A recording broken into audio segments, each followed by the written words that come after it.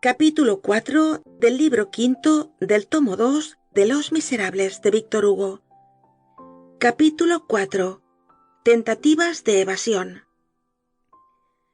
Para comprender lo que sigue, es preciso formarse una idea exacta de la calle Droit Mur, y en particular del ángulo que se dejaba a la izquierda cuando se salía de la calle Polonceau para entrar en esta. La calle Droit Mur estaba casi toda costeada a la derecha, hasta la callejuela de Picpus, por casas de pobre apariencia. A la izquierda había un solo edificio de severo aspecto, compuesto de varios cuerpos que iban teniendo gradualmente un piso o dos más a medida que se aproximaban a la callejuela Picpus. De modo que este edificio, muy elevado por el lado de la calle Picpus, era muy bajo por el lado de la calle Polonceau. Allí, en el ángulo de que hemos hablado, descendía hasta el punto de no ser más que una pequeña tapia. Esta pared no llegaba rectamente a la calle, dibujaba un plano rebajado que ocultaba sus dos ángulos a dos observadores que estuviesen, uno en la calle Polonceau y otro en la de Droit Mur. A partir de estos dos ángulos, la pared se prolongaba por la calle Polonceau hasta una casa que llevaba el número 49, y por la calle Droit Mur, donde su extensión era mucho más corta, hasta el edificio sombrío de que hemos hablado, y cuya fachada cortaba formando en la calle un nuevo ángulo entrante. Esta fachada era de triste aspecto. No se veía en ella más que una ventana, o por mejor decir, dos postigos revestidos de una capa de zinc y siempre cerrados. La pintura que aquí hacemos de estos lugares es de una rigurosa exactitud, y despertará de seguro un recuerdo fiel en los antiguos vecinos del barrio. El ángulo rebajado estaba cubierto de una cosa semejante a una puerta colosal y miserable. Era una vasta reunión informe de tablas horizontales, las de arriba más anchas que las de abajo, unidas por largas abrazaderas de hierro transversales. Al lado había una puerta cochera de ordinarias dimensiones y cuya construcción no se remontaba de seguro a más de 50 años.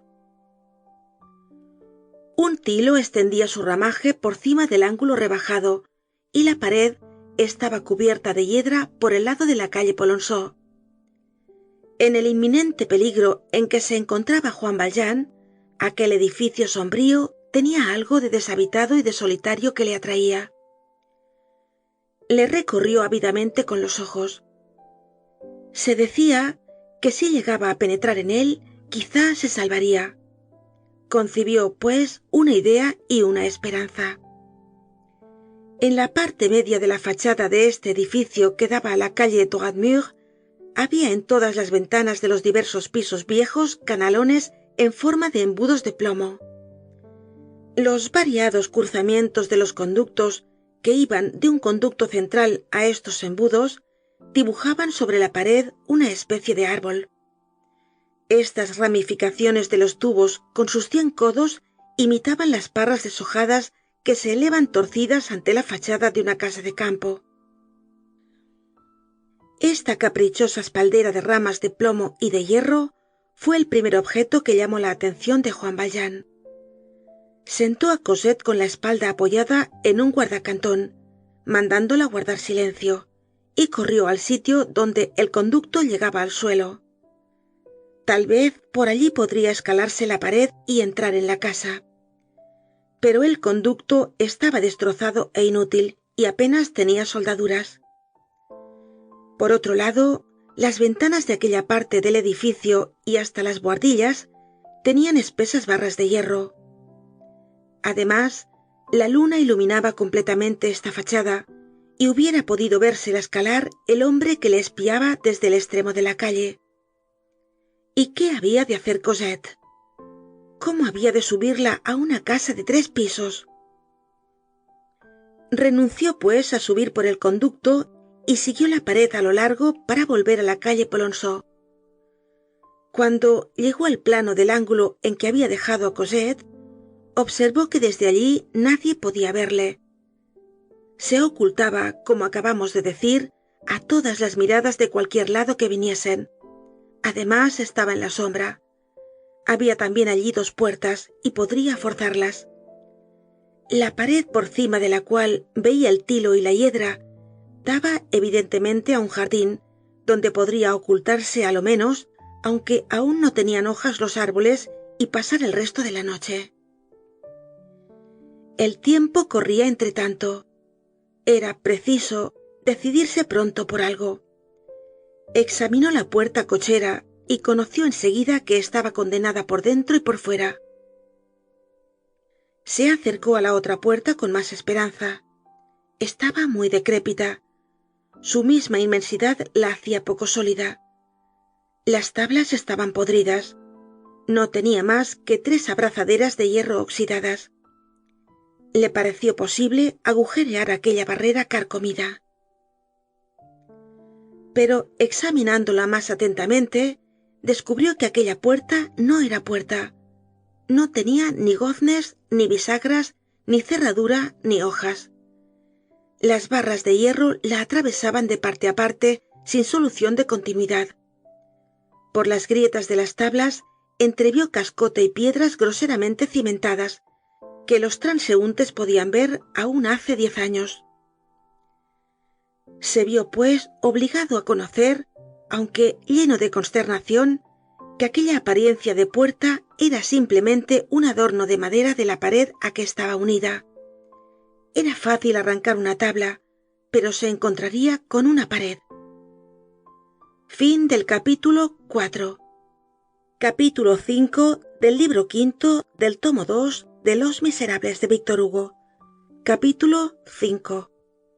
Aventura que sería imposible con el alumbrado de gas. En este momento principió a oírse a alguna distancia un ruido sordo y acompasado. Juan Valjean aventuró una mirada por fuera de la esquina de la calle. Un pelotón de 7 u 8 soldados acababa de desembocar en la calle de Polonceau. Vio brillar las bayonetas que se dirigían hacia él. Estos soldados, a cuyo frente se distinguía la alta estatura de Javert, avanzaban lentamente y con precaución. Se detenían con frecuencia. Era visible que exploraban todos los rincones de la pared y todos los huecos de las puertas. Esto era, y ya no podía equivocarse, que Javert había encontrado una patrulla y le había pedido auxilio. Los 2 acólitos de Javert iban a su lado. Al paso que llevaban y con las paradas que hacían, tenían que emplear un cuarto de hora para llegar al sitio en que estaba Juan Valjean. Fue aquel un momento horrible. Solo algunos minutos separaban a Juan Valjean de aquel espantoso precipicio que se abría ante sus pasos por tercera vez. El presidio ahora no era ya el presidio solamente, era perder a Cosette para siempre, es decir, una vida muy semejante al interior de una tumba. Solo había una cosa posible. Juan Valjean tenía una particularidad. Podía decirse que llevaba alforjas de 2 senos.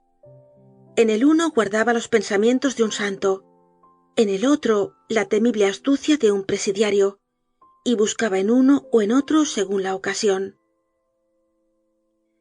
Entre otros recursos, y gracias a sus repetidas evasiones del presidio de Tolón, poseía, según hemos dicho ya, el de ser un maestro consumado en el arte de elevarse, sin escala, sin garfios, solo por la fuerza muscular, apoyándose en la nuca, en los hombros, en las caderas y en las rodillas, y ayudándose de las más pequeñas desigualdades de la piedra por el ángulo recto de una pared hasta un 6º piso si necesidad tuviera. Arte que ha hecho tan temible y tan célebre el ángulo del patio de la Conserjería de París, por donde se escapó hace 20 años el condenado Badmol. Juan Valjean midió con la vista la pared, por cima de la cual veía el tilo. Tenía unos 18 pies de altura. El ángulo que formaba con la fachada del gran edificio estaba relleno en la parte inferior de una mampostería maciza de forma triangular, destinada probablemente a preservar aquel cómodo rincón de las paradas que en él pudieran hacer esos estercoleros llamados transeúntes. Este preservativo es muy usado en los rincones de las calles de París. El prisma tenía unos 5 pies de alto. Desde su vértice quedaban, pues, que subir hasta la albardilla de la pared 14 pies. La tapia estaba coronada de una piedra lisa sin tejadillo. La dificultad era Cosette, que no sabía escalar una pared. Juan Valjean no pensó siquiera en abandonarla, pero subir con ella era imposible. Para hacer estas ascensiones son necesarias todas las fuerzas de un hombre. El menor peso le haría perder el centro de gravedad y le precipitaría. Necesitaba una cuerda. No la tenía. ¿Y dónde había de encontrar una cuerda a medianoche y en la calle de Polonceau? Ciertamente, si en aquel momento Juan Valjean hubiera tenido un reino, le hubiera dado por una cuerda. Todas las situaciones críticas tienen un relámpago que nos ciega o nos ilumina. La mirada desesperada de Juan Valjean encontró el brazo del farol del callejón Genrot. En aquella época no había aún alumbrado de gas en las calles de París. Al caer la noche se encendían faroles colocados de distancia en distancia, que se subían y bajaban por medio de una cuerda que atravesaba la calle de parte a parte y que se ajustaba en la ranura de una palomilla. El torniquete en que se arrollaba esta cuerda estaba sujeto a la pared debajo del farol en un hueco con tapa de hierro, cuya llave tenía el farolero, y la cuerda estaba también protegida por un tubo de metal. Juan Valjean, con la energía de una lucha suprema, atravesó la calle de un salto, hizo saltar la cerradura del cajoncito con la punta de la navaja y volvió enseguida a donde estaba Cosette. Ya tenía cuerda. Estos sombríos maniobreros hacen pronto sus maniobras luchando con la fatalidad. Ya hemos dicho que aquella noche no estaban encendidos los faroles. El del callejón Genrot estaba apagado como los demás, y podía pasarse a su lado sin notar que no estaba en su lugar. Pero la hora, el sitio, la oscuridad, el estado de Juan Valjean, sus gestos particulares, todo empezaba a inquietar a Cosette. Otro niño hubiera gritado hacía rato. Cosette se limitó a tirar a Juan Valjean de la falda del levitón. Oíase cada vez más claramente el ruido de la patrulla que se aproximaba. «Padre», dijo en voz muy baja, «tengo miedo. ¿Quién viene?» «Shh», respondió el desgraciado. «Es la Thénardier». Cosette se estremeció. «No hables, déjame obrar», añadió. «Si gritas, si lloras, la Thénardier te echa la garra. Viene por ti». Entonces, sin precipitación, pero sin perder tiempo, con una precisión firme y breve, tanto más notable en aquel momento, cuanto que la patrulla y Javert podían llegar de un momento a otro, se quitó la corbata, la pasó alrededor del cuerpo de Cosette por bajo de los sobacos, teniendo cuidado de no hacer daño a la pobre niña. Ató la corbata a un extremo de la cuerda, haciendo el nudo que los marineros llaman nudo de golondrina. Cogió el otro extremo con los dientes, se quitó los zapatos y las medias y los arrojó por cima de la tapia. Subió al prisma de mampostería y principió a elevarse por el ángulo de la tapia y de la fachada con la misma seguridad que si apoyase en escalones los pies y los codos. Menos de medio minuto tardó en ponerse de rodillas sobre la tapia. Cosette le miraba con estupor sin pronunciar una palabra. La orden de Juan Valjean y el nombre de la Thénardier la habían dejado helada. De pronto oyó la voz de Juan Valjean que le decía por lo bajo: «Arrímate a la pared». Ella obedeció. «No hables una palabra, ni tengas miedo». Cosette sintió que se elevaba sobre el suelo. Antes que tuviese tiempo de volver en sí, estaba en lo alto de la tapia. Juan Valjean la cogió, se la puso a cuestas, asiéndole sus dos manos con la izquierda, se echó boca abajo y se arrastró por lo alto de la pared hasta el ángulo rebajado. Como había sospechado, había allí un cobertizo cuyo tejado partía de lo alto del remate de madera y bajaba hasta cerca del suelo por un plano suavemente inclinado tocando el tilo. Feliz disposición, porque la tapia por aquel lado era mucho más alta que por el de la calle. Juan Valjean veía el suelo debajo de sí y muy profundo. Acababa de llegar al plano inclinado del tejado y aún no había abandonado lo alto de la pared cuando un ruido violento anunció la llegada de la patrulla. Oyóse la voz tonante de Javert. Registrad el callejón. La calle Droit Mur está guardada y la callejuela Picpus también. Aseguro que está en el callejón. Los soldados se precipitaron en el callejón Genrot. Juan Valjean se deslizó a lo largo del tejado sosteniendo a Cosette, llegó al tilo y saltó a tierra. Cosette no había chistado, ya fuese de valor o de miedo. Tenía las manos un poco desolladas. Fin del capítulo 5. Capítulo 6 del libro quinto del tomo 2 de Los Miserables de Víctor Hugo. Capítulo 6. Principio de un enigma. Juan Valjean se encontró en una especie de jardín muy grande y de singular aspecto. En uno de esos tristes jardines que parecen hechos para ser mirados una noche de invierno.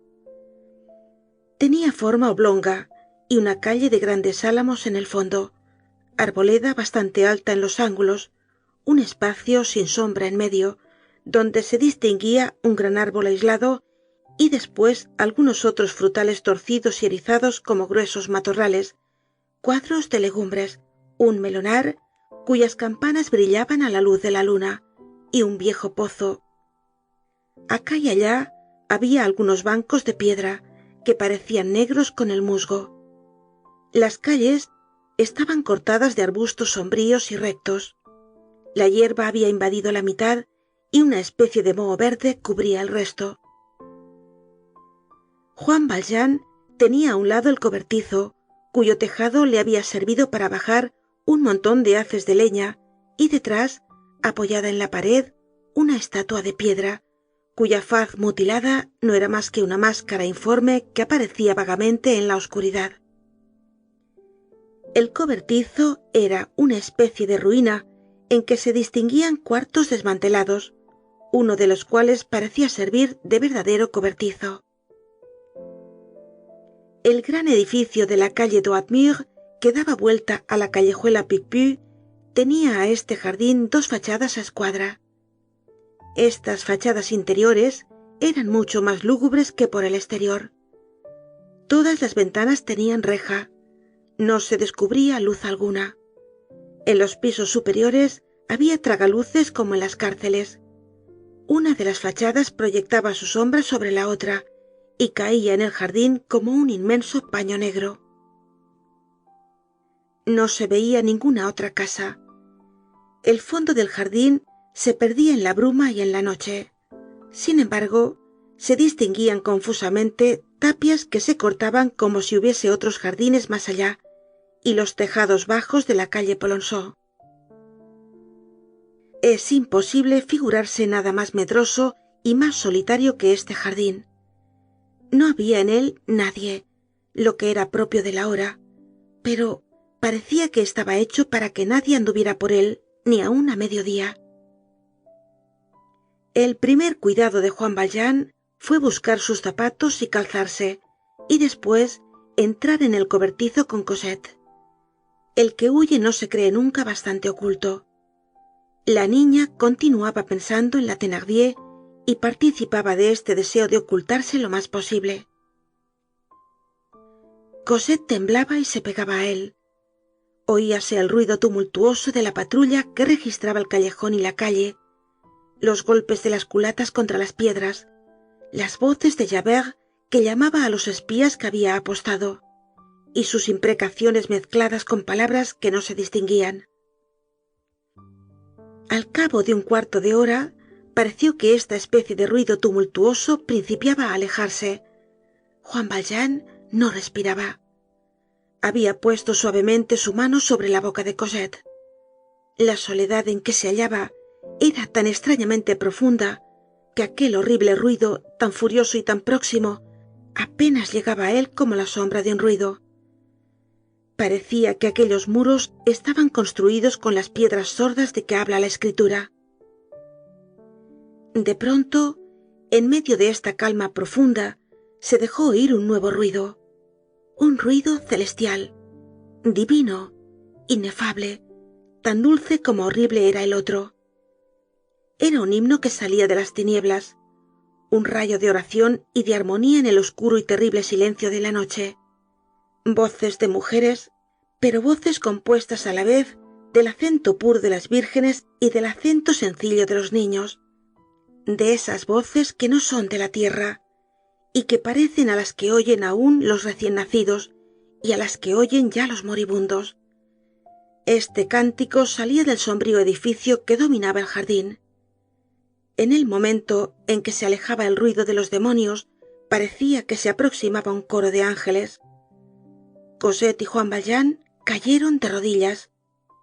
No sabían lo que era, no sabían dónde estaban, pero conocían ambos, el hombre y la niña, el penitente y la inocente, que debían estar arrodillados. Aquellas voces tenían de extrañas que no impedían que el edificio pareciese desierto. Era como un canto sobrenatural en una morada inhabitada. Mientras cantaban, Juan Valjean no pensaba en nada. No veía la noche, veía un cielo azul. Parecía que sentía abrirse las alas que tenemos todos dentro de nosotros. El canto se apagó. Había durado tal vez mucho tiempo. Juan Valjean no hubiera podido decirlo. Las horas de éxtasis son siempre un minuto. Todo había vuelto al silencio. Nada se oía en la calle, nada en el jardín. Todo había desaparecido, así lo que amenazaba como lo que inspiraba confianza. El viento rozaba en lo alto de la tapia algunas hierbas secas que producían un ruido suave y lúgubre. Fin del capítulo 6. Capítulo 7 del libro quinto del tomo 2 de Los Miserables de Víctor Hugo. Capítulo 7. Continúa el enigma. Habíase ya levantado la brisa matutina, lo que indicaba que debían de ser ya la 1 o las 2 de la mañana. La pobre Cosette no decía nada. Se había sentado a su lado y había inclinado la cabeza sobre él. Juan Valjean creía que estaba dormida. Se bajó y la miró. Cosette tenía ya los ojos enteramente abiertos y un aire meditabundo que causó dolorosa impresión a Juan Valjean. La infeliz temblaba continuamente. ¿Tienes sueño?, dijo Juan Valjean. Tengo mucho frío, respondió. Un momento después añadió: ¿Está ahí todavía? ¿Quién?, dijo Juan Valjean. La señora Thénardier. Juan Valjean había olvidado ya el medio de que se había valido para hacer guardar silencio a Cosette. Ah, dijo, se ha marchado, ya no temo nada. La niña respiró como si le quitaran un peso del pecho. La tierra estaba húmeda, el cobertizo abierto por todas partes. La brisa se hacía más fresca a cada momento. Valjean se quitó el levitón y arropó a Cosette. ¿Tienes así menos frío?, dijo. Oh, sí, padre. Pues bien, espérame un instante, vuelvo. Salió de las ruinas y empezó a recorrer el gran edificio buscando un abrigo mejor. Encontró varias puertas, pero estaban cerradas. En todas las ventanas había reja. Cuando pasó el ángulo interior del edificio, notó que las ventanas eran cintradas y descubrió alguna claridad.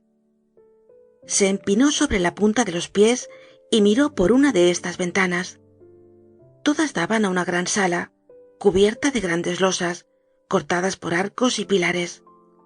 Nada se distinguía más que una débil luz y muchas sombras. La luz provenía de una lámpara encendida en un rincón. La sala estaba desierta. Nada se movía en ella. Pero, a fuerza de mirar, creyó ver en el suelo, sobre la piedra, una cosa que parecía cubierta con una mortaja y semejante a una forma humana. Estaba echada tendida boca abajo, y el rostro contra el suelo, los brazos en cruz, en la inmovilidad de la muerte. Hubiérase dicho que era una especie de serpiente que se arrastraba por el suelo y que aquella figura siniestra tenía el cordel al cuello. La sala estaba llena de esa bruma propia de los sitios poco iluminados que aumenta el horror. Juan Valjean ha dicho, después de varias veces, que aunque había presenciado en su vida muchos espectáculos lúgubres, nunca había visto ninguno tan glacial y terrible como aquella figura enigmática, realizando un misterio desconocido en aquel lugar sombrío y entrevisto de noche. Era horrible suponer que aquello estaba muerto, pero más horrible aún pensar que estaba vivo. Sin embargo, tuvo el valor de pegar la frente al vidrio y observar si se movía. Así permaneció un rato que le pareció muy largo. La figura no hizo ningún movimiento. De repente se sintió sobrecogido de un terror inexplicable y echó a correr hacia el cobertizo sin atreverse a mirar atrás. Creía que si volvía la cabeza, vería a aquella figura detrás de él, siguiéndole a grandes pasos y agitando los brazos. Llegó anhelante a la ruina. Se le doblaban las rodillas. El sudor le corría por todo el cuerpo.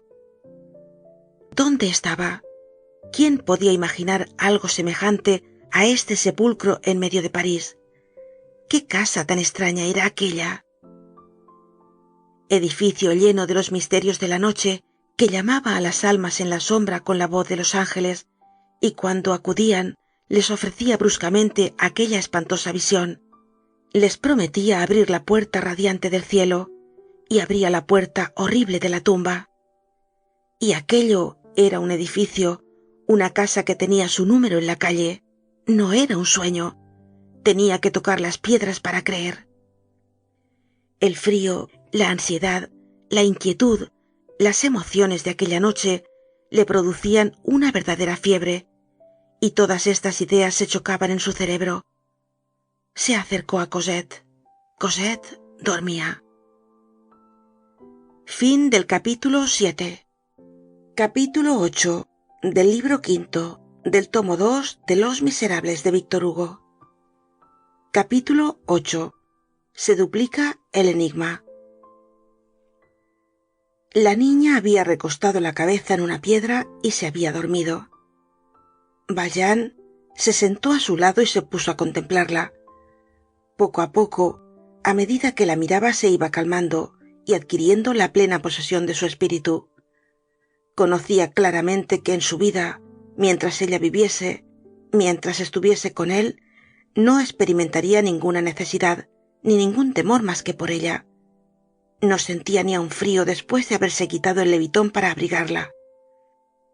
Pero, al través de la meditación en que había caído, oía hacía algún rato un extraño ruido, como de una campanilla o cencerro.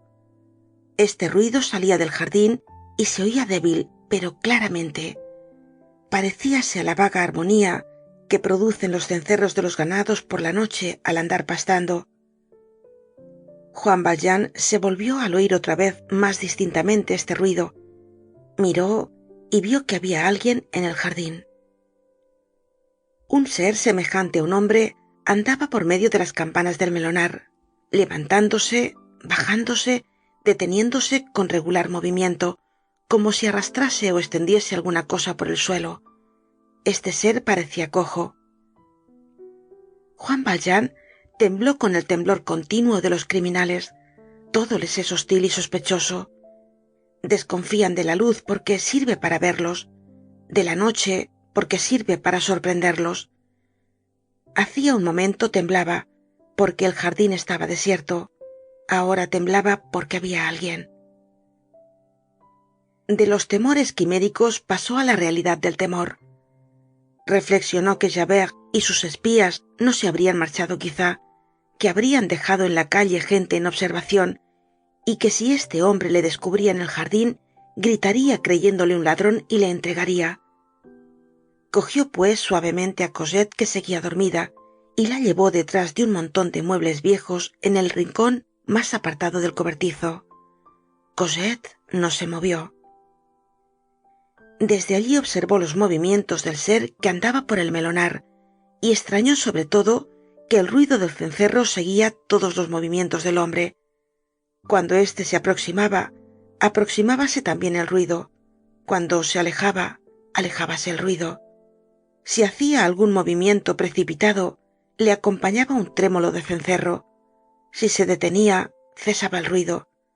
Parecía, pues, evidente que el cencerro estaba unido al hombre. Pero, ¿qué podía significar esto? ¿Qué era aquel hombre que llevaba un cencerro, lo mismo que un buey o un borrego? Haciéndose estas preguntas, tocó las manos de Cosette. Estaban heladas. «Dios mío», dijo, y la llamó en voz baja. «Cosette». La niña no abrió los ojos. La sacudió bruscamente. No se despertó. «Estará muerta», se dijo y se levantó. Temblaba de pies a cabeza. Las ideas más horribles pasaron confusamente por su espíritu. Hay algunos momentos en que las suposiciones más horrendas nos sitian como una cohorte de furias y fuerzan violentamente los nervios de nuestro cerebro. Cuando se trata de las personas que amamos, nuestra prudencia inventa los temores más locos. Juan Valjean recordó que el sueño puede ser mortal en una noche fría al aire libre. Cosette, pálida, estaba echada en la tierra, a sus pies, sin movimiento. Escuchó su respiración. Respiraba, pero de un modo que le pareció débil y próximo a extinguirse. ¿Cómo volverle el calor? ¿Cómo despertarla? Todo lo que no era esto se borró de su pensamiento. Se lanzó fuera del rincón. Era preciso que antes de un cuarto de hora Cosette tuviera lumbre y cama. Fin del capítulo 8. Capítulo 9 del libro quinto del tomo 2 de Los Miserables de Víctor Hugo. Traducido por Nemesio Fernández Cuesta. Capítulo 9. El hombre y el cencerro. Juan Valjean se dirigió al hombre que estaba en el jardín, después de haber sacado del bolsillo del chaleco el paquete de dinero que llevaba. El hombre tenía la cabeza inclinada y no le vio acercarse. Juan Valjean se puso a su lado de 4 pasos y le dijo: 100 francos. El hombre dio un salto y levantó la vista. 100 francos si me dais asilo para esta noche, dijo Juan Valjean. La luna iluminaba su asustado semblante. «Calla, sois vos, señor Magdalena», dijo el hombre. Este nombre, pronunciado a aquella hora oscura, en aquel sitio solitario, por aquel hombre desconocido, hizo retroceder a Juan Valjean. Todo lo esperaba, excepto esto. El que le hablaba era un viejo cojo y encorvado, vestido como un campesino. En la rodilla izquierda llevaba una rodillera de cuero, de donde pendía un cencerro. No se distinguía su rostro, que estaba en la sombra. El hombre se había quitado la gorra y decía temblando: «¡Ah, Dios mío! ¿Cómo estáis aquí, señor Magdalena? ¿Por dónde habéis entrado? ¡Jesús! ¡Venís del cielo! Pero esto no es extraño. Si caéis alguna vez será de él. Pero, ¿cómo es esto? ¿No tenéis corbata, ni sombrero, ni levita? ¿Sabéis que hubierais hecho pasar miedo a quien no os conociera? Sin levita, Señor Dios mío. Se han vuelto locos los santos. Pero, ¿cómo habéis entrado aquí?» El hombre hablaba con una volubilidad en que no se descubría inquietud alguna. Sus palabras se alcanzaban una a otra.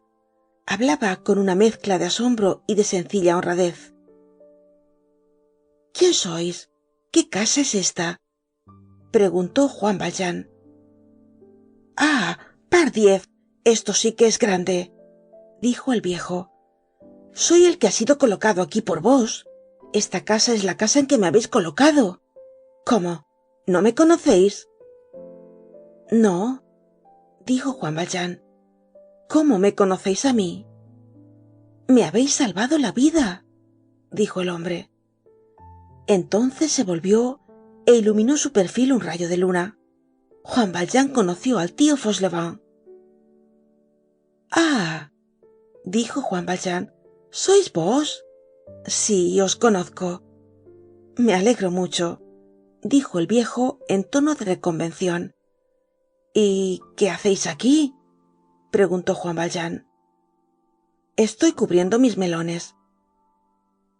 En efecto, el tío Fauchelevent tenía en la mano, en el momento en que Juan Valjean se acercó a él, la punta de una estera que iba extendiendo sobre el melonar y había ya colocado otras muchas en una hora que hacía que estaba en el jardín. Esta operación le obligaba a hacer los movimientos particulares que había observado Juan Valjean desde el cobertizo. El viejo continuó.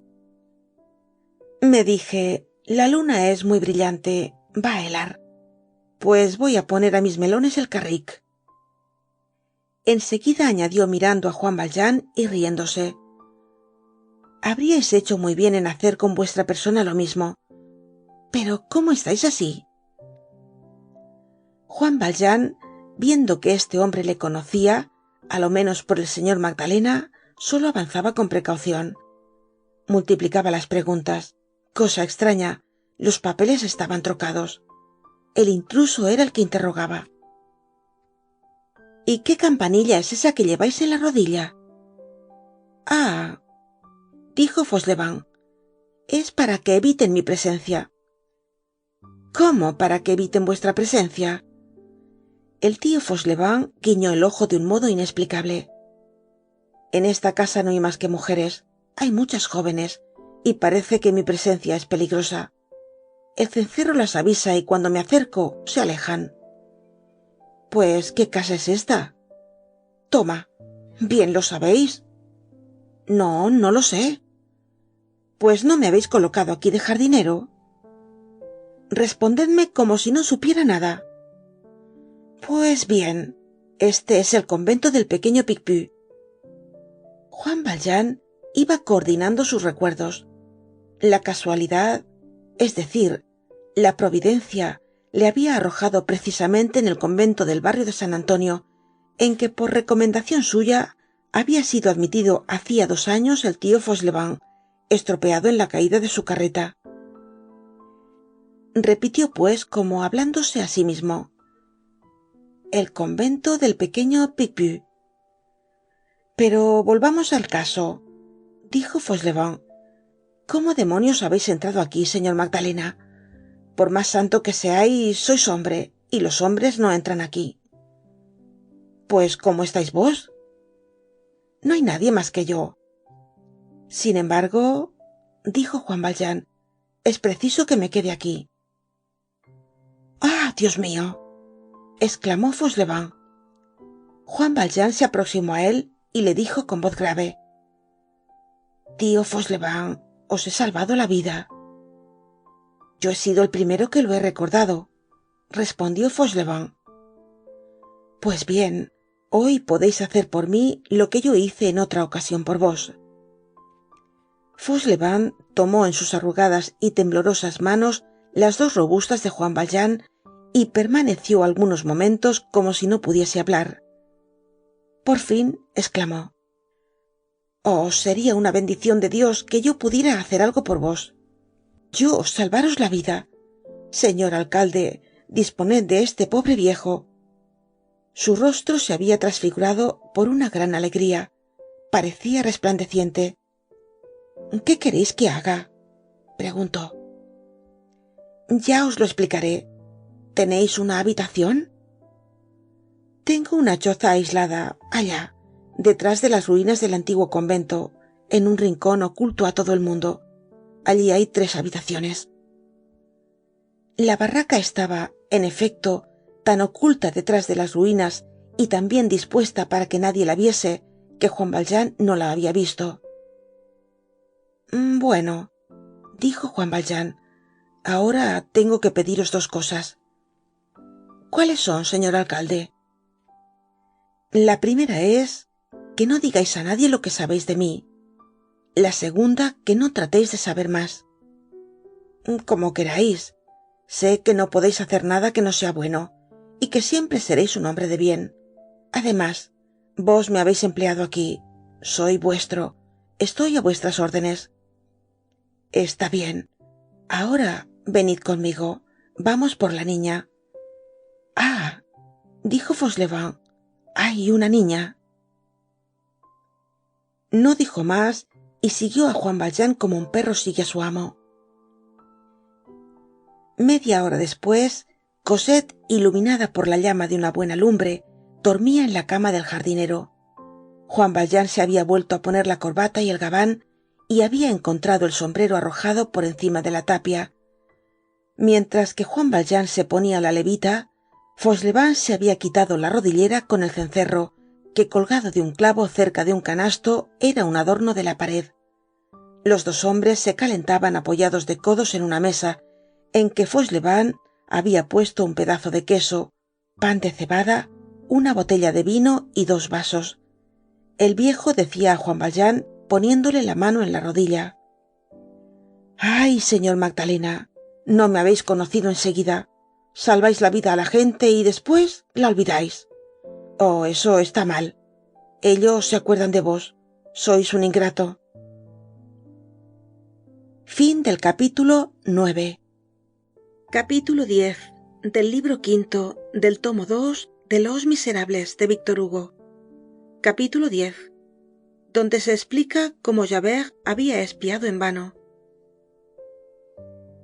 Los sucesos que acabamos de describir en orden inverso, por decirlo así, habían ocurrido en las condiciones más sencillas. Cuando Juan Valjean, en la misma noche del día en que Javert le prendió al lado del lecho mortuorio de Fantina, se escapó de la cárcel municipal de M a orillas del M, la policía supuso que se habría dirigido a París, porque París es un mare magnum donde todo se pierde y todo desaparece en el seno del mundo como en el seno del mar. No hay espesura que oculte a un hombre como la multitud. Los que se ocultan lo saben muy bien y van a París como a un abismo. Hay abismos que salvan. La policía lo sabe también, y así es que busca en París lo que ha perdido en otra parte. Buscó, pues, allí al exalcalde de M a orillas del M. Javert fue llamado a París para que auxiliase a la policía en la persecución, y el celoso inspector ayudó en efecto mucho a perseguir a Juan Valjean. El señor Chabouillet, secretario de la prefectura en tiempo del conde Anglés, se fijó en el celo e inteligencia de Javert, a quien ya había protegido, y consiguió que fuese incorporado a la policía de París. En ella se hizo varias veces, digámoslo, aunque la palabra parezca extraña, honrosamente útil. Ya no se acordaba de Juan Valjean. Estos perros, siempre en acecho, olvidan el lobo de ayer por el lobo de hoy. Cuando, en el mes de diciembre de 1823, leyó un periódico, cosa que no acostumbraba, pero como hombre monárquico quiso saber los pormenores de la entrada triunfal del príncipe generalísimo en Bayona. Cuando acabó el artículo que le interesaba, llamó su atención en lo último de la plana un nombre, el nombre de Juan Valjean.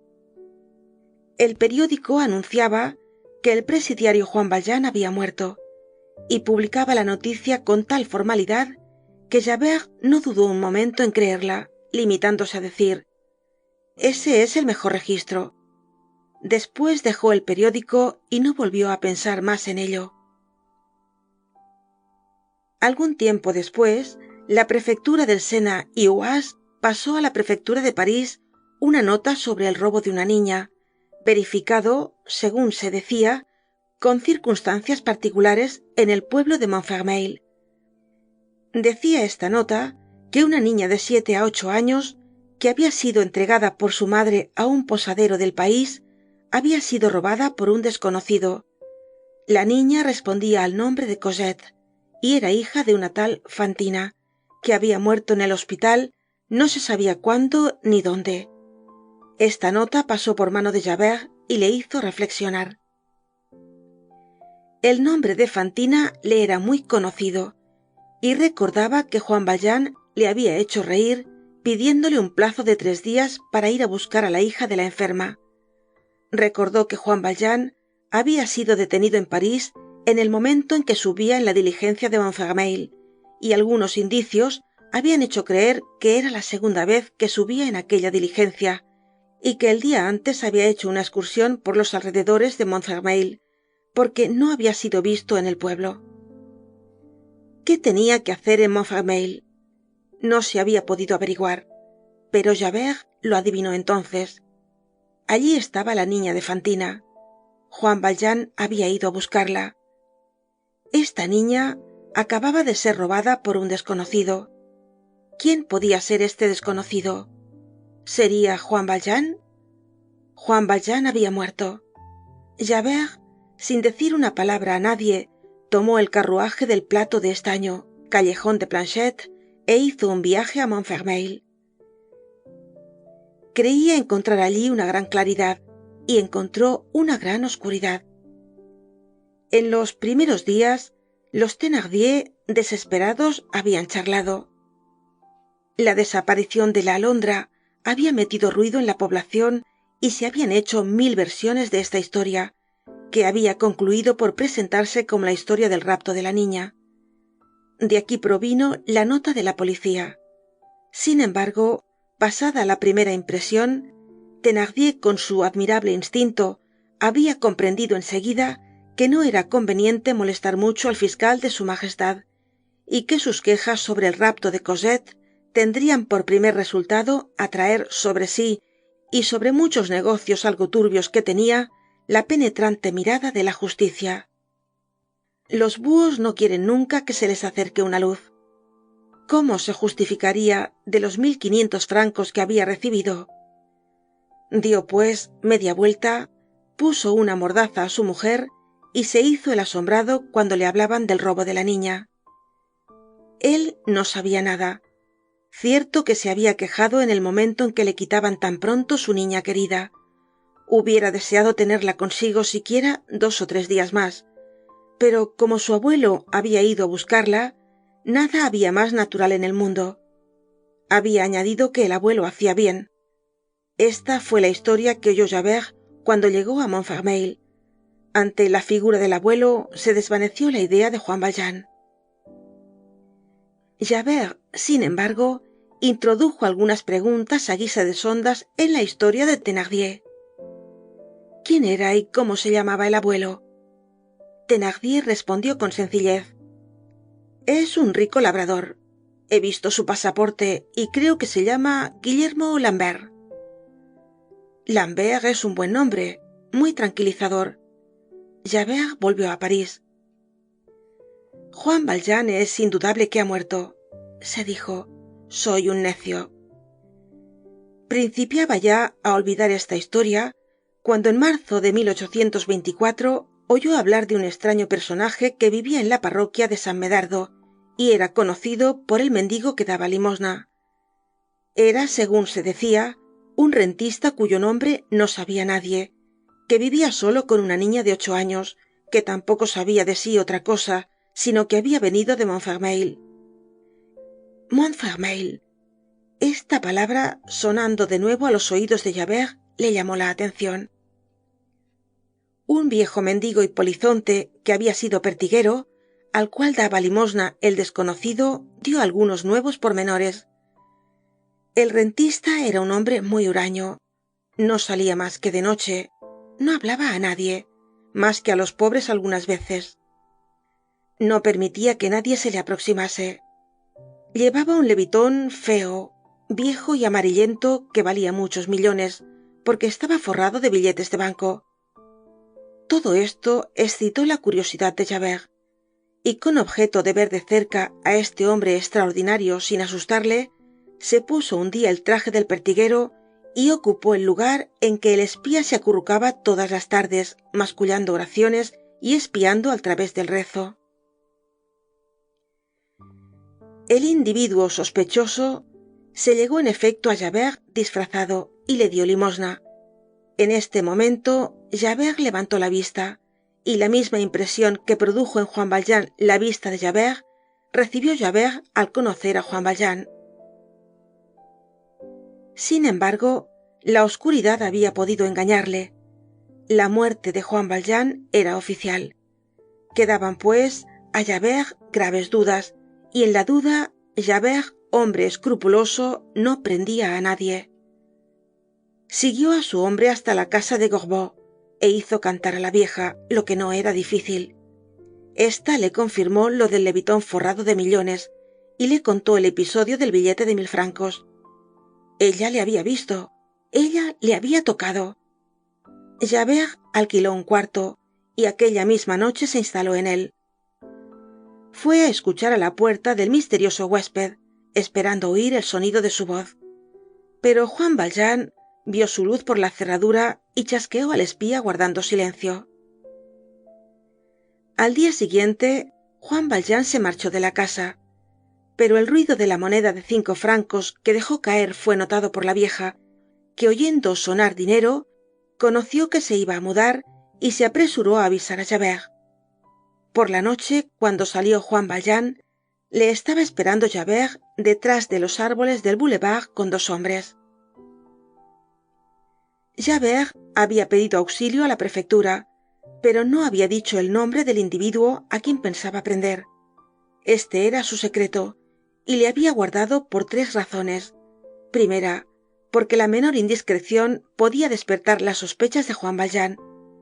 Segunda, porque echar la garra a un antiguo presidiario escapado y tenido por muerto, a un condenado clasificado para siempre por la justicia entre los malhechores de la peor especie, era un gran servicio que de seguro los antiguos polizontes de París no dejarían a un novato como Javert, y temía que le arrebatasen su expresidiario. Y tercera, porque Javert era artista y tenía el gusto de lo imprevisto. Odiaba esos resultados anunciados que pierden su mérito con lo que se habla de ellos antes de tiempo.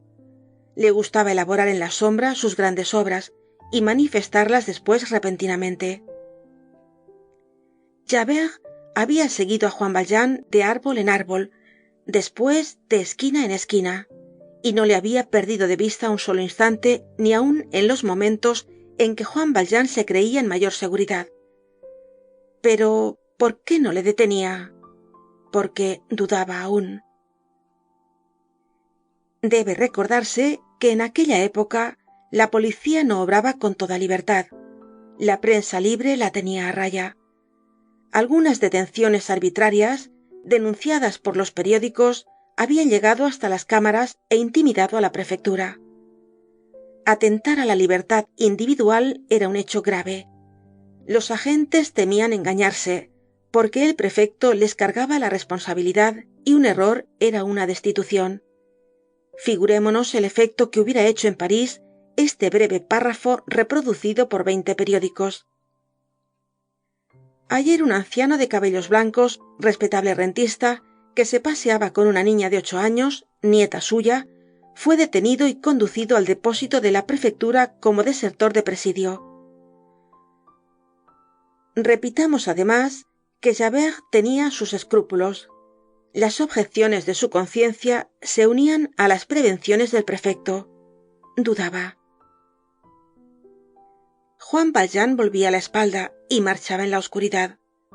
La tristeza, la inquietud, la ansiedad, el cansancio, la nueva desgracia de verse obligado a huir de noche y a buscar a la aventura un asilo en París para Cosette y para él, la necesidad de arreglar su paso al de una niña, todo esto había cambiado el modo de andar de Juan Valjean y dado a su cuerpo tal aspecto de senectud que la policía encarnada en Javert podía engañarse y se engañó.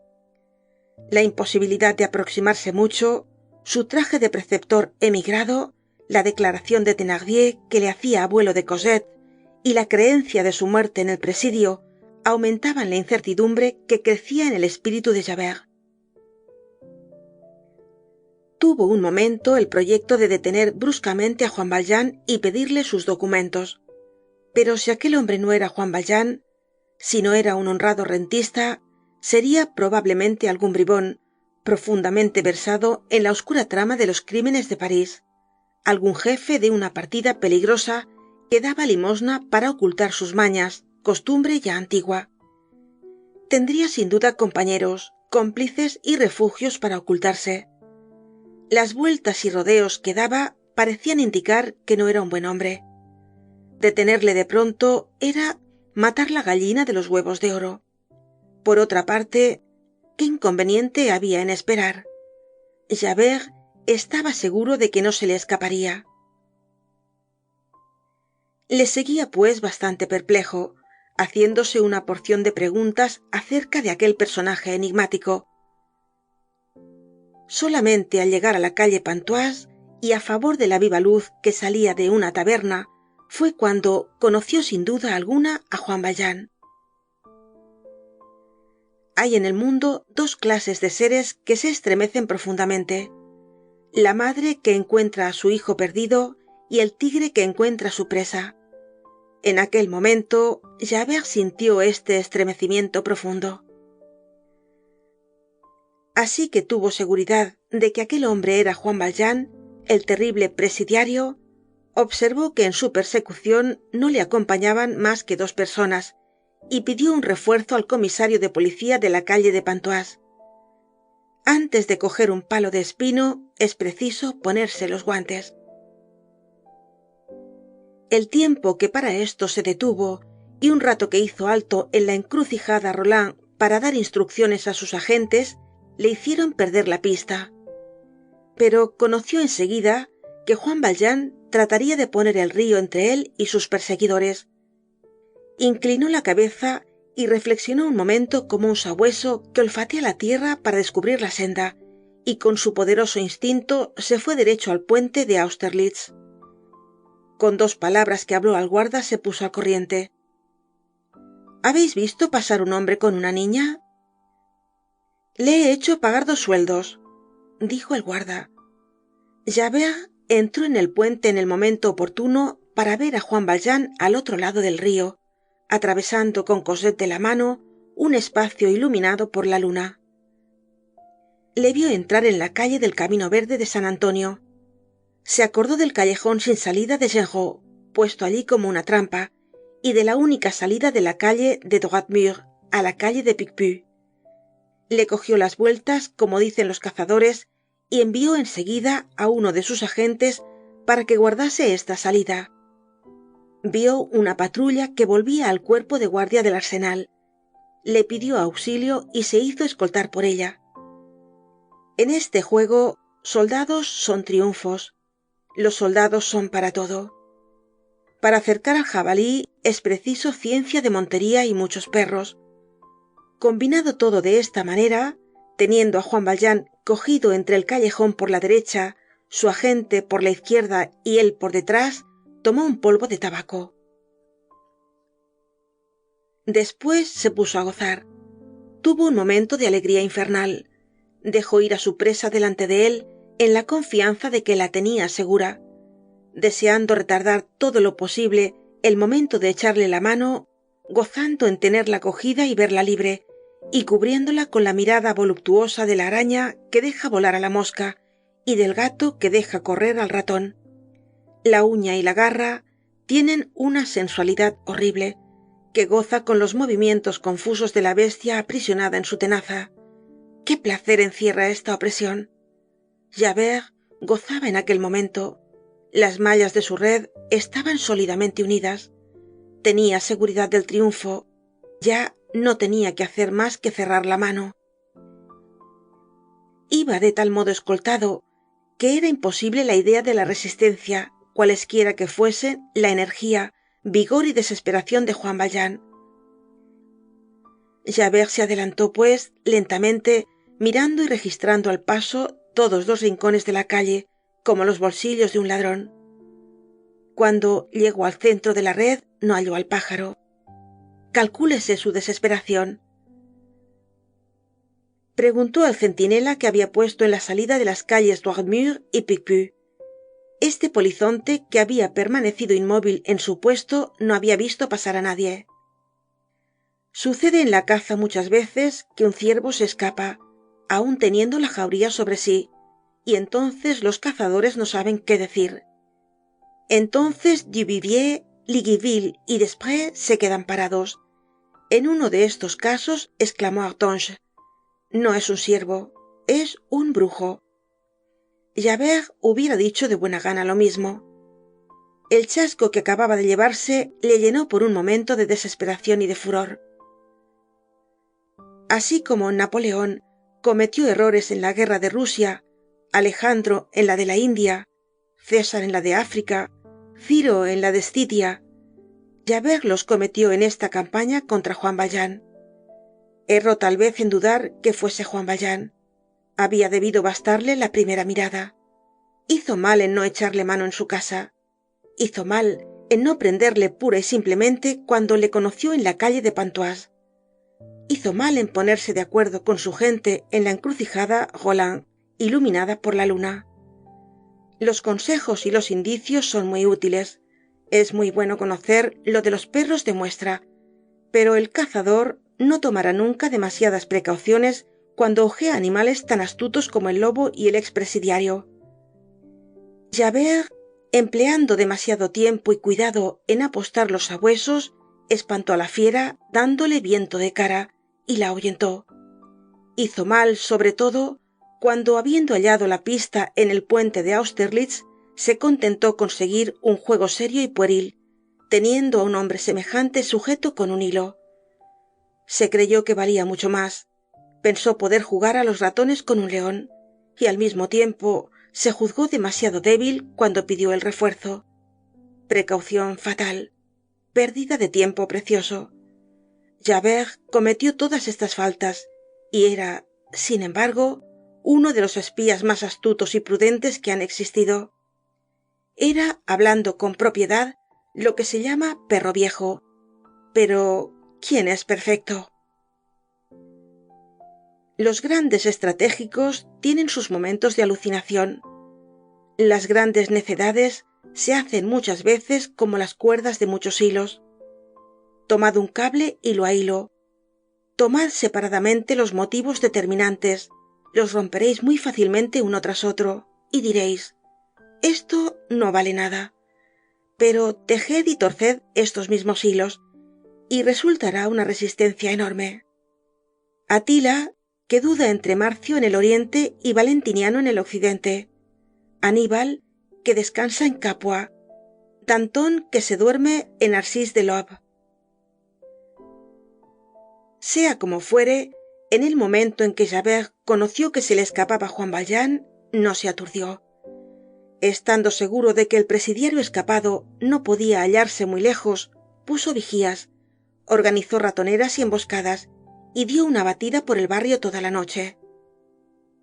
Lo primero que vio fue la cuerda rota del farol, indicio precioso, pero que le extravió más, pues que le hizo dirigir todas las investigaciones hacia el callejón de Genrot. Había en este callejón varias tapias bastante bajas que daban a jardines, cuyas cercas terminaban en inmensos terrenos baldíos. Por allí debía haberse ido precisamente Juan Valjean, y en efecto, si hubiese penetrado un poco más adelante en el callejón, lo hubiera hecho probablemente, y se hubiera perdido, porque Javert registró aquellos jardines y aquellos terrenos como quien busca una aguja. Al despuntar el día, dejó 2 hombres inteligentes en observación y volvió a la prefectura de policía, avergonzado como un polizonte a quien hubiera preso un ladrón. Fin del capítulo 10 y fin del libro 5. Libro 6. El pequeño Picpus.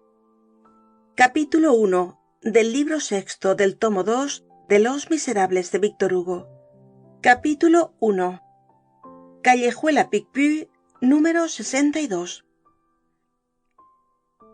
Nada había más semejante, hace medio siglo, a cualquier puerta cochera que la puerta cochera del número 62 de la callejuela de Picpus. Esta puerta, habitualmente entreabierta del modo más halagüeño, dejaba ver dos cosas nada fúnebres: un patio rodeado de tapias cubiertas de vides y la fisonomía de un portero que estaba ocioso. Por cima de la pared del fondo se descubrían grandes árboles. Cuando un rayo de sol iluminaba el patio, cuando un vaso de vino iluminaba al portero, era difícil pasar por delante del número 62 de la calle de Picpus sin adquirir una idea alegre. Sin embargo, lo que se veía era un lugar sombrío. El sol sonreía, la casa rezaba y lloraba.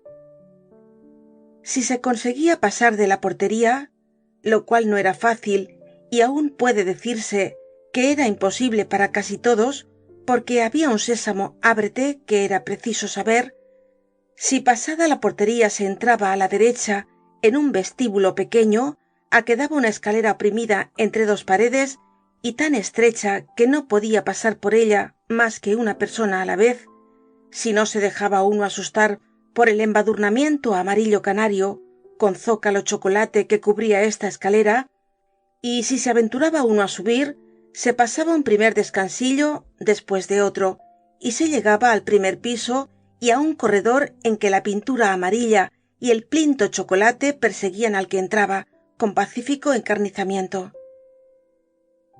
Escalera y corredor estaban alumbrados por dos hermosas ventanas.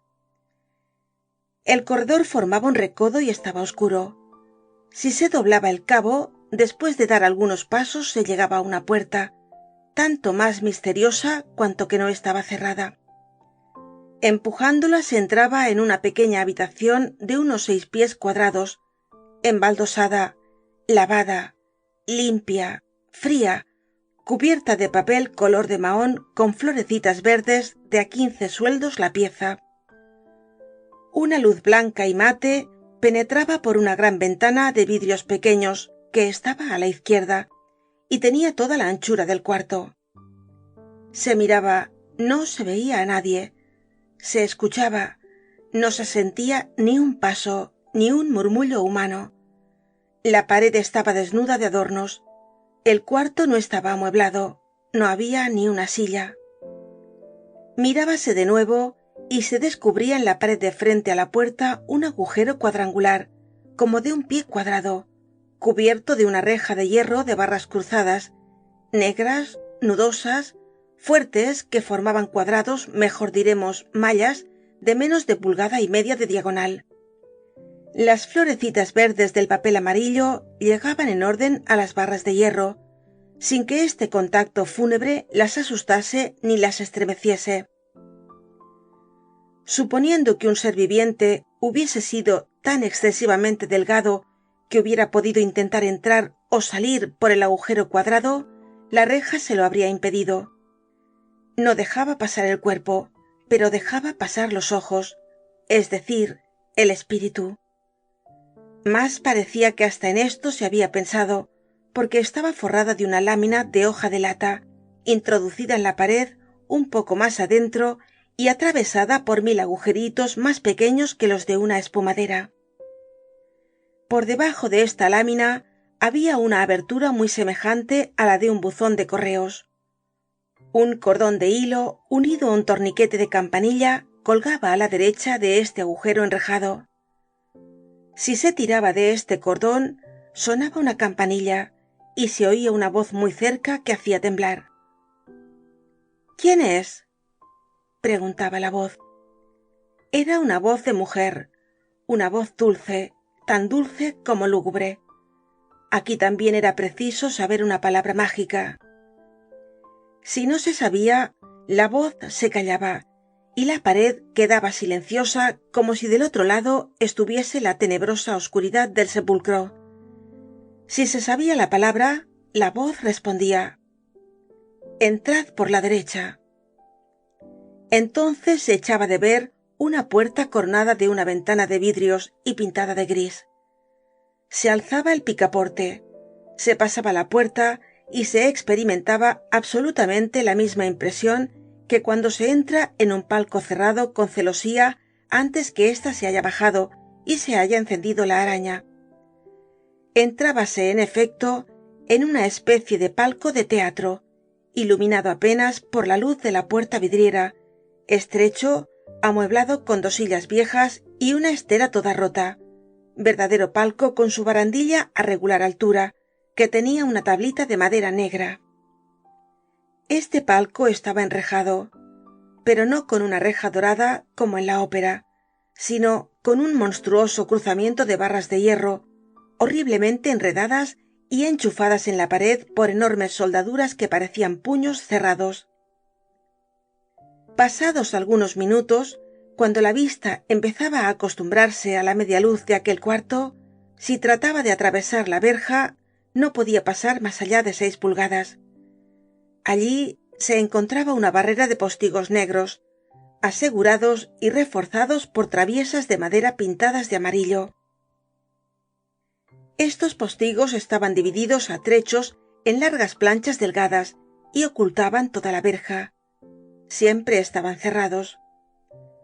Al cabo de algunos instantes, oíase una voz que llamaba por detrás de los postigos y que decía: «Aquí estoy.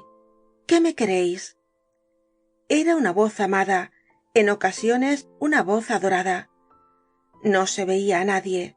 Apenas se oía el ruido del aliento. Parecía una evocación que hablaba al través de la cubierta de la tumba. Si el que llegaba tenía ciertas condiciones exigidas, muy raras, se abría la estrecha hoja de un postigo, y la evocación se convertía en aparición. Detrás de la reja y detrás del postigo se veía tanto como dejaba ver el enrejado, una cabeza de la cual solo se descubrían la boca y la barba. Lo demás estaba cubierto con un velo negro. Entreveíase una toca negra y una forma apenas visible, cubierta de un sudario negro. Aquella cabeza os hablaba, pero no os miraba ni se sonreía nunca. La luz que entraba por detrás estaba dispuesta de tal modo que el visitante veía blanca aquella aparición y ella le veía negro. Esta luz era un símbolo. La vista penetraba ávidamente por la abertura hecha en aquel sitio cerrado a todas las miradas. Una vaga penumbra rodeaba aquella figura enlutada. Los ojos escudriñaban aquella penumbra y trataban de separarla de la aparición. Al poco tiempo se conocía que no se veía nada, porque lo que se veía era la noche, el vacío, las tinieblas, una bruma de invierno mezclada con un vapor de la tumba, una especie de paz horrible, un silencio en que no se recogía nada, ni aun los suspiros, una sombra en que no se distinguía nada, ni aun los fantasmas. Lo que se veía era el interior de un claustro. Era el interior de esa casa triste y severa que se llamaba el convento de las Bernardas de la Adoración Perpetua. Aquel palco era el locutorio. La voz que había hablado primero era la voz de la tornera, que estaba siempre sentada, inmóvil y silenciosa, del otro lado de la pared, cerca de la abertura cuadrada, defendida por la verja de hierro y por la placa de 1000 agujeros como por una doble visera. La oscuridad provenía de que el locutorio tenía una ventana del lado del mundo y no tenía ninguna del lado del convento. Los ojos profanos no debían ver nada de aquel lugar sagrado. Pero más allá de esta sombra había algo, había una luz, una vida en aquella muerte.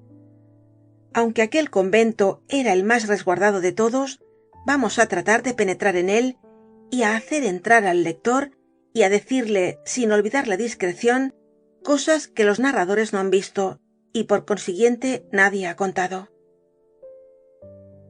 Fin del capítulo 1. Capítulo 2 del libro sexto del tomo 2 de Los Miserables de Víctor Hugo. Capítulo 2. La regla de Martín Vargas. Este convento, que en 1824 existía desde hacía ya muchos años en la callejuela de Picpus, era una comunidad de Bernardas de la regla de Martín Vargas. Estas Bernardas Dependían, pues, no de Claraval, como los Bernardos, sino del Císter, como los benedictinos. En otros términos, seguían la regla no de San Bernardo, sino de San Benito. Todo el que ha hojeado algunos libros antiguos sabe que Martín Vargas fundó en 1425 una congregación de Bernardas benedictinas que tenían por capital de la orden a Salamanca y por sucursal a Alcalá. Esta congregación había echado raíces en todos los países católicos de Europa. Estos injertos de una orden en otra no tienen nada de extraordinario en la Iglesia latina. Para no hablar más que de la orden de San Benito, diremos que a ella pertenecían, sin contar la regla de Martín Vargas, 4 congregaciones, 2 en Italia, la de Montecassino y Santa Justina de Padua, 2 en Francia, Cluny y Saint-Mauro, y 9 órdenes, Valambrosa, Gramont, los celestinos, los camandulenses, los cartujos, los humillados, los del Olivo, los silvestrinos y por último los cistercienses, porque Cister mismo, aunque tronco de otras órdenes, no era más que una rama de San Benito. Cister fue fundado por San Roberto, abad de Molesme en la diócesis de Langres, en 1098. En el de 529, el diablo, que se había retirado al desierto de Subiaco, era viejo. ¿Se habría hecho ermitaño? Había sido ya arrojado del antiguo templo de Apolo, donde vivía por San Benito, que tenía entonces 17 años. Después de la regla de las carmelitas, que llevaban los pies descalzos, un áspero cordón de mimbre al cuello y no se sentaban nunca, la más dura era la de las Bernardas benedictinas de Martín Vargas. Iban vestidas de negro con una pechera, que según la prescripción expresa de San Benito llegaba hasta la barba. Una túnica de sarga de manga ancha, un gran velo de lana, la pechera que subía hasta la barba y la toca que bajaba hasta los ojos cortada en cuadros sobre el pecho componían su hábito. Todo era negro, excepto la toca que era blanca. Las novicias llevaban el mismo hábito, pero blanco. Las profesas llevaban un rosario al lado. Las Bernardas benedictinas de Martín Vargas practicaban la adoración perpetua, como las benedictinas llamadas señoras del Santo Sacramento, las cuales al principio de este siglo tenían en París 2 casas, una en el Temple y otra en la calle Nueva de Santa Genoveva. Por lo demás, las Bernardas benedictinas del pequeño Picpus, de que vamos hablando, eran una orden completamente distinta de la que seguían las señoras del Sacramento, que vivían en la calle Nueva de Santa Genoveva y en el Temple. Había muchas diferencias en la regla y también en el hábito. Las Bernardas benedictinas del pequeño Picpus llevaban la pechera negra y las benedictinas del Sacramento de la calle Nueva de Santa Genoveva la llevaban blanca, y además en el pecho un Santísimo Sacramento de unas 3 pulgadas de alto y de plata sobredorada o de cobre. Las religiosas del pequeño Picpus no llevaban el Santísimo Sacramento. La adoración perpetua, común al pequeño Picpus y al convento del Temple, permitía, sin embargo, que fuesen distintas las 2 órdenes. Solamente había semejanza en esta práctica entre las señoras del Sacramento y las Bernardas de Martín Vargas, lo mismo que lo había en el estudio y glorificación de todos los misterios relativos a la infancia, a la vida y a la muerte de Jesucristo, y a la Virgen entre 2 órdenes separadas y aún enemigas en ocasiones, la del Oratorio de Italia, establecida en Florencia por Felipe de Neri, y la del Oratorio de Francia, fundada en París por Pedro Berulle. El Oratorio de París pretendía la primacía porque Berulle era cardenal y Felipe no era más que santo. Pero volvamos a la severa regla española de Martín Vargas. Las Bernardas benedictinas de esta regla comen de viernes todo el año, ayunan toda la Cuaresma y otros muchos días especiales, se levantan en el primer sueño, desde la 1 hasta las 3 para leer el breviario y cantar maitines, se acuestan entre sábanas de jerga en todas las estaciones, y sobre paja, no usan baños, ni encienden nunca lumbre, Se disciplinan todos los viernes, observan la regla del silencio, no se hablan más que en las horas de recreo, que son muy cortas, y llevan camisas de Buriel 6 meses, desde el 14 de septiembre, que es la exaltación de la Santa Cruz, hasta la Pascua. Estos 6 meses son una gracia, la regla dice todo el año. Pero esta camisa de Buriel, insoportable en el rigor del estío, producía fiebres y espasmos nerviosos, y fue preciso limitar su uso. Aun con esta modificación, el 14 de septiembre, cuando las monjas se ponen esta camisa, tienen calentura 3 o 4 días.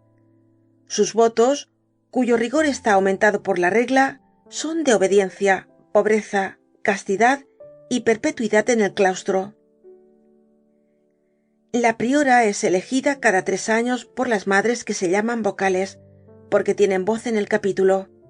Una priora solo puede ser reelegida 2 veces, de modo que su mando no puede durar más de 9 años. No ven nunca al sacerdote celebrante, que permanece oculto por una cortina de 9 pies de alto. En los sermones, cuando el predicador está en el púlpito, bajan el velo cubriéndose el rostro. Deben hablar siempre en voz baja, andar con los ojos bajos y con la cabeza baja. Solo un hombre puede entrar en el convento, el arzobispo diocesano. Otro puede entrar también, que es el jardinero, pero siempre es un viejo, y con objeto de que esté constantemente solo en el jardín y de que las religiosas puedan evitar su presencia, lleva una campanilla o cascabel en la rodilla. Están sometidas a la priora con una sumisión absoluta y pasiva, con la sujeción canónica en toda su abnegación. Viven como a la voz de Cristo, ut voci Christi, al gesto, al primer signo ad nutum, ad primum signum. La siguen con alegría, con perseverancia, con cierta obediencia ciega, prompte hilariter perseveranter et caeca quadam obedentia, como la lima en la mano del artífice, quasi limam in manibus fabri. No pueden ni leer, ni escribir nada sin expresa licencia. Legere vel, scribere non adiscerit, sine expressa superioris licentia. Todas turnan en lo que llaman el desagravio. El desagravio es la oración por todos los pecados, por todas las faltas, por todos los desórdenes, por todas las violaciones, por todas las iniquidades, por todos los crímenes que se cometen en la superficie de la tierra. Durante 12 horas consecutivas, desde las 4 de la tarde hasta las 4 de la mañana, o desde las 4 de la mañana hasta las 4 de la tarde, la hermana que está de desagravio permanece de rodillas sobre la piedra ante el Santísimo Sacramento, con las manos juntas y una cuerda al cuello. Cuando el cansancio se hace insoportable, se prosterna extendida con el rostro en la tierra y los brazos en cruz. Este es todo su descanso. En esta actitud ora por todos los pecadores del universo. Esto es grande, raya en lo sublime. Esta práctica se verifica ante un poste, a cuyo extremo superior arde un cirio, y se dice indistintamente hacer el desagravio o estar en el poste. Las monjas prefieren aún por humildad esta última expresión, que envuelve una idea de suplicio y de humillación. El desagravio es un acto que absorbe toda el alma. La hermana que le practica no se volvería aunque cayera un rayo a su espalda. Además, hay siempre otra monja de rodillas delante del Santísimo Sacramento. Esta estación dura 1 hora y se relevan como soldados que están de centinela. Esta es la adoración perpetua. Las prioras y las madres usan siempre nombres de una gravedad particular, tomados por lo general no de los santos y mártires, sino de los momentos de la vida de Jesucristo, como la Madre Natividad, la Madre Concepción, la Madre Presentación, la Madre Pasión. Sin embargo, no están prohibidos los nombres de santos. Cuando se las ve, no se ve más que su boca. Todas tienen los dientes amarillos. Nunca ha entrado en el convento un cepillo de dientes. Limpiarse los dientes es el último límite de una escala, más allá de la cual no hay más que una cosa, la perdición del alma. Nunca dicen mío, porque no tienen nada suyo, ni deben tener afecto a nada. Dicen siempre nuestro. Así, nuestro velo, nuestro rosario. Y si hablasen de su camisa, dirían nuestra camisa. Algunas veces se aficionan a cualquier cosilla, a un libro de rezo, a una reliquia, a una medalla bendita. Pero desde el momento en que notan que empiezan a aficionarse a este objeto, deben darle. Recuerdan las palabras de Santa Teresa, a quien decía una gran señora cuando entró en su orden: «Permitidme, madre mía, que envíe a buscar una Santa Biblia que aprecio mucho». «Ah, apreciáis todavía algo. Entonces no entréis en nuestra casa». Les está prohibido encerrarse y tener un mi cuarto, una mi celda. Viven en celdas abiertas. Cuando se encuentran, dice una: «Bendito y alabado sea el Santísimo Sacramento del altar», y responde la otra: «Por siempre sea alabado y bendito». Palabras que se repiten cuando una llama a la puerta de otra. Apenas ha tocado la puerta, cuando por dentro se oye una voz dulce que dice: «Por siempre». Como todas las prácticas, se hace esta maquinal con la costumbre, y algunas veces dice una: «Por siempre», antes que la otra haya tenido tiempo de decir, lo que es un poco largo: «Bendito y alabado sea el Santísimo Sacramento del altar».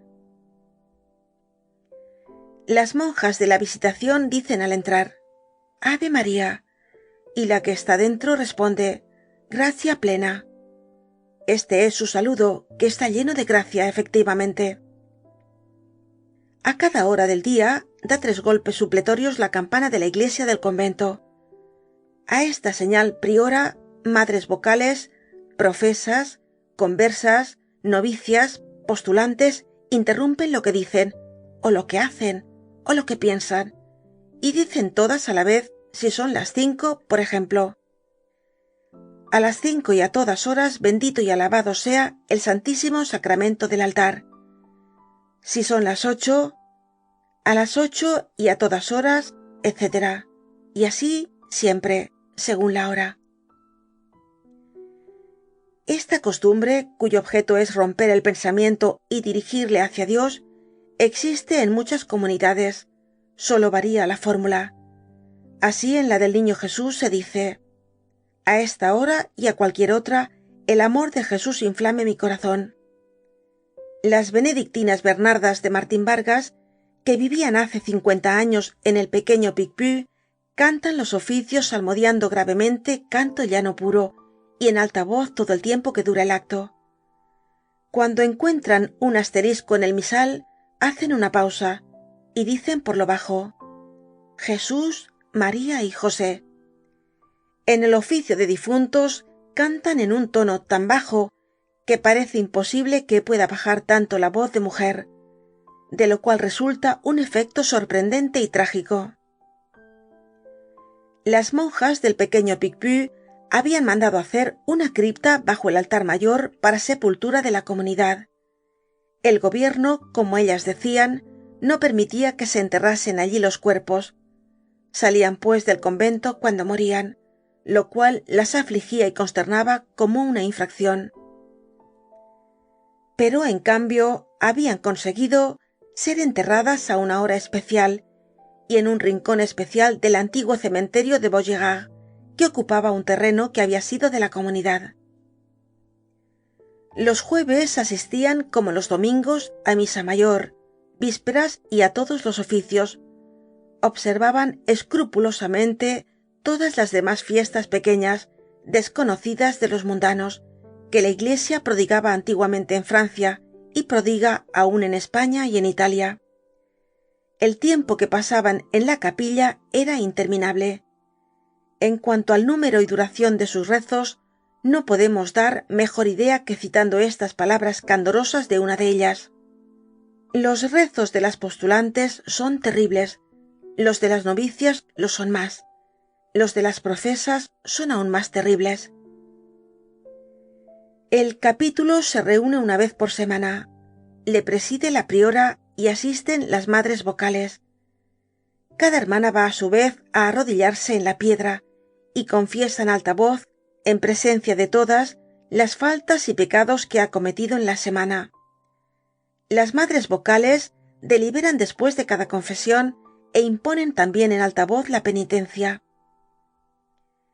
Además de la confesión en alta voz, para la cual se reservan todas las faltas un poco graves, tienen para las faltas veniales lo que llaman la culpa. Hacer la culpa es prosternarse durante la misa boca abajo delante de la priora, hasta que ésta, a quien no llaman nunca más que nuestra madre, avisa a la paciente que puede levantarse por medio de un golpe en la tabla del sillón. Se hace la culpa por cosas muy pequeñas, por romper un vaso, por rasgar un velo, por retardarse involuntariamente algunos segundos al ir a misa, por cantar mal una nota en la iglesia, etc. Esto es suficiente motivo para hacer la culpa. La culpa es voluntaria. La culpada, esta palabra está usada aquí etimológicamente, se juzga y castiga a sí misma. Los domingos y días de fiesta hay 4 madres cantoras que salmodian los oficios ante un gran facistol de 4 pupitres. Un día una madre cantora entonó un salmo que empezaba por ecce, y en vez de ecce dijo en alta voz estas 3 notas: do, si, sol. Por su distracción hizo una culpa que duró toda la función. Lo que agravó enormemente la culpa fue que el capítulo se había echado a reír. Cuando llamaban al locutorio a una monja, aunque fuese la priora, se bajaba el velo de manera, según hemos dicho ya, que sólo dejaba ver la boca. Sólo la priora podía hablar con los extraños. Las demás no podían ver más que a su familia, y eso raras veces. Si por casualidad quería alguien ver a una monja a quien había conocido o amado en el mundo, tenía que formar casi un expediente. Si era una mujer, podía en algunos casos concederse la autorización. La monja iba al locutorio y hablaba por entre los postigos, que sólo se abrían para una madre o una hermana. No hay para qué decir que este permiso se negaba siempre a los hombres. Tal era la regla de San Benito, rigorizada por Martín Vargas. Estas monjas no estaban alegres, rosadas, frescas, como lo están las de otras muchas órdenes. Estaban pálidas y graves. Desde 1825 a 1830 se volvieron 3 locas. Fin del capítulo 2. Capítulo 3 del libro 6 del tomo 2 de Los Miserables de Víctor Hugo. Capítulo 3. Rigores. Las jóvenes deben ser 2 años por lo menos postulantes, con frecuencia 4, y otros 4 novicias. Es muy raro que pueda pronunciarse el voto definitivo antes de los 23 o 24 años. Las Bernardas benedictinas de Martín Vargas no admitían viudas en su orden. Las monjas se entregaban en sus celdas a maceraciones desconocidas, de que no deben hablar nunca. El día en que profesa una novicia, se la viste con sus más hermosos trajes, se adorna la cabeza con blancas rosas, se perfuman y rizan sus cabellos y después se prosterna. Extiéndese sobre ella un gran velo negro y se canta el oficio de difuntos. Entonces las religiosas se dividen en 2 filas y pasan una tras otra diciendo con lastimero acento: «Nuestra hermana ha muerto». Y la otra fila responde: «Pero vive en Jesucristo». En la época en que pasa esta historia, había anejo al convento un colegio de niñas nobles, ricas la mayor parte, entre las cuales se distinguían las señoritas de Saint-Oller y de Pélisson, y una inglesa que llevaba el ilustre nombre católico de Talbot. Estas jóvenes, educadas por las religiosas entre 4 paredes, crecían en el horror al mundo y al siglo. Una de ellas nos decía un día: ver el empedrado de la calle es cosa que estremece de pies a cabeza. Iban vestidas de azul, con sombrero blanco y un Espíritu Santo de plata sobre dorada o de cobre en el pecho. En ciertos días de gran festividad, y especialmente el día de Santa Marta, se les concedía, como extraordinaria gracia y felicidad suprema, vestirse de monjas y cumplir las prácticas de San Benito durante todo el día.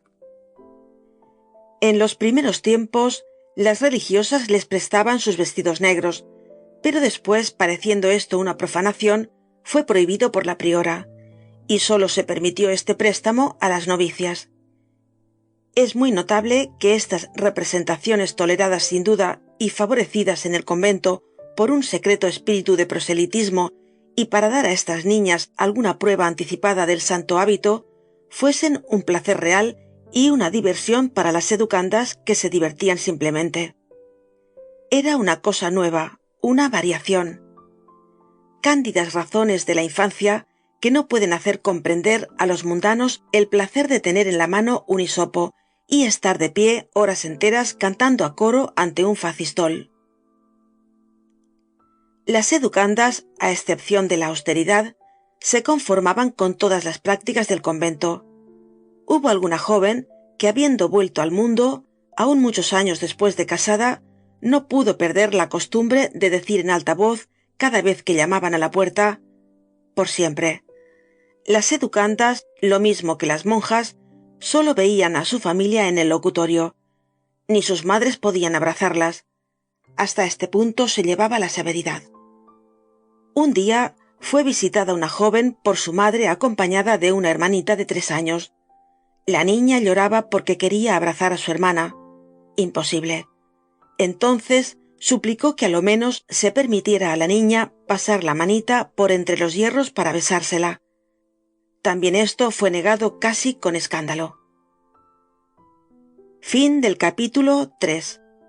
Capítulo 4 del libro 6 del tomo 2 de Los Miserables de Víctor Hugo. Traducido por Nemesio Fernández Cuesta. Capítulo 4. Alegrías. Sin embargo, estas niñas habían llenado la casa de encantadores recuerdos. A ciertas horas la infancia brillaba en aquella clausura. Sonaba la hora del recreo. Abríase una puerta y los pájaros decían: bueno, ya están aquí las niñas. Un torrente de juventud inundaba aquel jardín cortado por una cruz como una mortaja. Fisonomías radiantes, frentes blancas, ojos inocentes llenos de alegre luz, auroras de toda especie se esparcían por aquellas tinieblas. Después de los rezos, de las campanas, de los toques, de los clamores, de los oficios, estallaba de repente el ruido que hacían las niñas, ruido más dulce que el de las abejas. Abríase la colmena de la alegría y cada una llevaba su miel. Jugaban, se llamaban, se agrupaban, corrían. Bonitos dientes blancos charlaban en los rincones. Los velos desde lejos vigilaban las risas, las sombras vigilaban los rayos, pero ¿qué importaba? Brillaban y reían. Aquellas 4 lúgubres tapias tenían su minuto de alegría y asistían, vagamente iluminadas por el reflejo de tanto placer, a este susurro del enjambre. Era aquello como una lluvia de rosas en medio del luto. Las niñas loqueaban bajo la vista de las religiosas. La mirada de la impecabilidad no incomodaba a la inocencia. Gracias a estas niñas, entre tantas horas de austeridad, había una de desahogo. Las pequeñas saltaban y las grandes bailaban. En aquel claustro el juego estaba mezclado con el cielo, y no había nada más tierno y más sublime que aquellas almas inocentes divirtiéndose. Homero hubiera reído allí con Pegol. Había en aquel negro jardín juventud, salud, ruidos, gritos, aturdimiento, placer, felicidad suficiente para desarrugar la frente de todas las abuelas, así de la epopeya como del cuento, así del trono como de la cabaña, desde Cuba hasta la Madre Crot. En esta casa se han oído, más que en ninguna otra parte quizá, esas ocurrencias infantiles que tienen tanta gracia y que hacen reír con tanta meditación.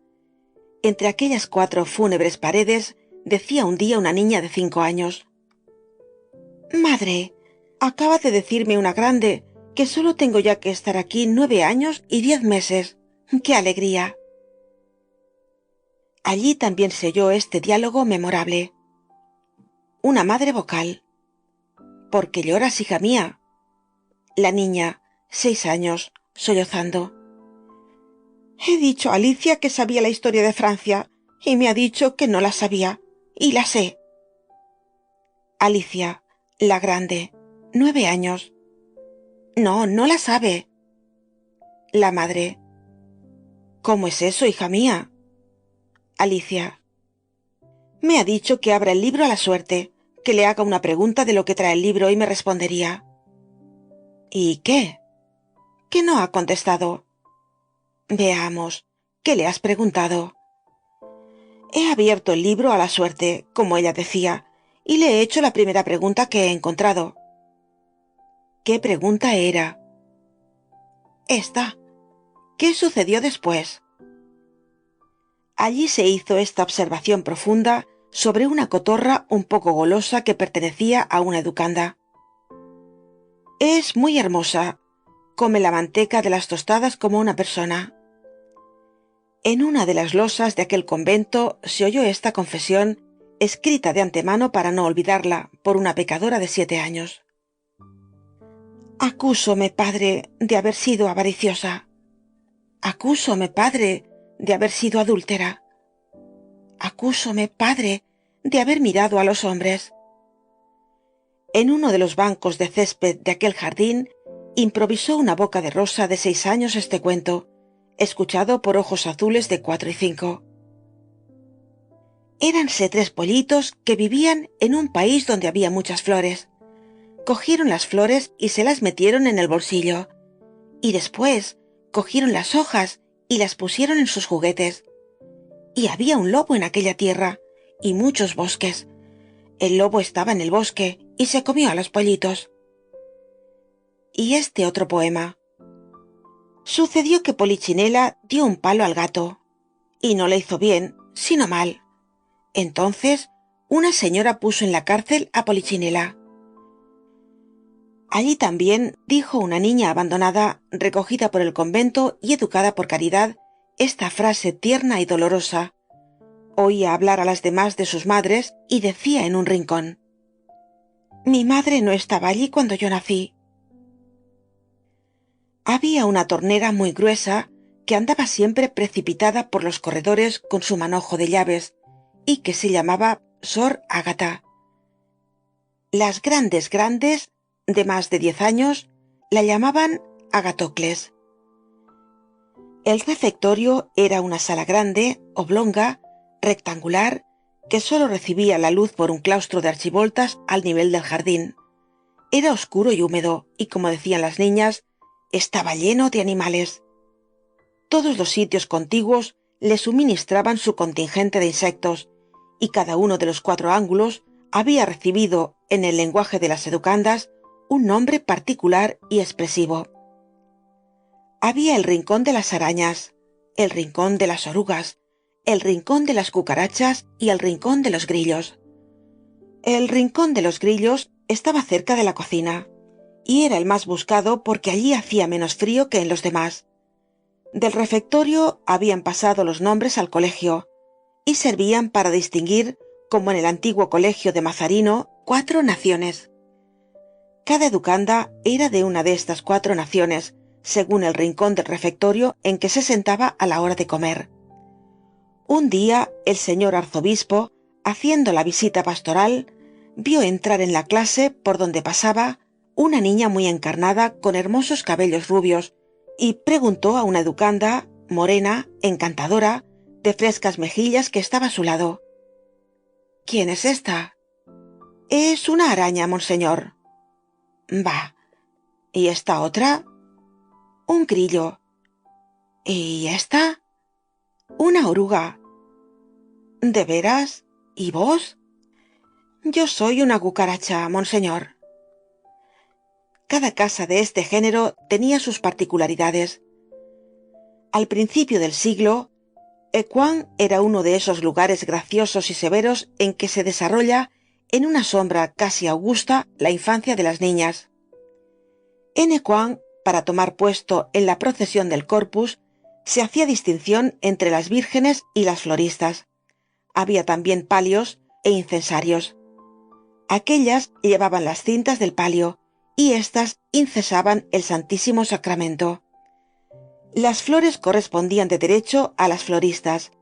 Delante iban 4 vírgenes. En este día tan festivo, por la mañana no era raro oír preguntar en el dormitorio: ¿quién es virgen? La señora Campan cita este dicho de una pequeña de 7 años a una grande de 16, que iba a la cabeza de la procesión mientras que ella quedaba a la cola. Tú eres virgen, pero yo no lo soy. Fin del capítulo 4.